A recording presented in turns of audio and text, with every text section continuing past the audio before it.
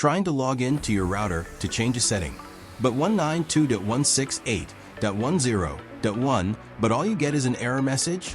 You're not alone. This is a very common problem. In this video, we'll walk through the top reasons this happens. Let's get started. Step 1.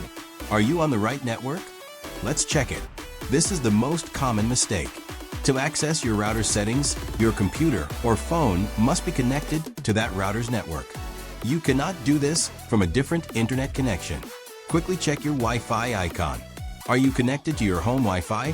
Or are you accidentally connected to a neighbor's network, a mobile hotspot, or even a VPN? If it's not your network, connect to it now and try again. Step 2. Are you using the correct IP address? What if your router doesn't use 192.168.10.1? It might use a different address. Let's find out for sure. On a Windows PC, open the command prompt using Windows key plus R button and type CMD and press Enter key. Now on command prompt type ipconfig and press Enter key. Look for the default gateway address. That default gateway number is your router's actual IP address.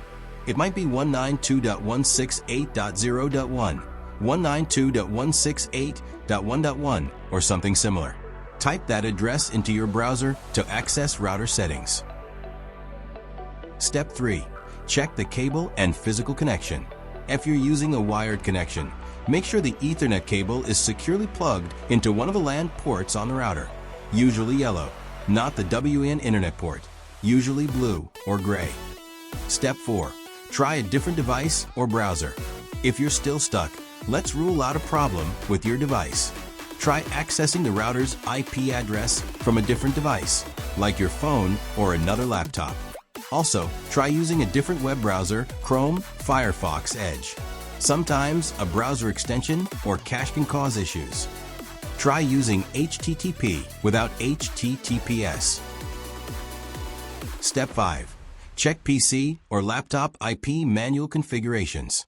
Go to Network Settings and check Ethernet adapter or wireless adapter network settings. If any manual IP address configured, change it to obtain IP address automatically and try accessing router settings again. Step 6. Disable firewall and VPN. Sometimes, security software on your computer can block access to local network devices like your router. As a troubleshooting step only, try temporarily disabling your firewall and, most importantly, any VPN software. Step 7. Check Ethernet cable. Check your Ethernet cable in working condition. Use Cable Tester to confirm if there is not damage in LAN cable. That's it.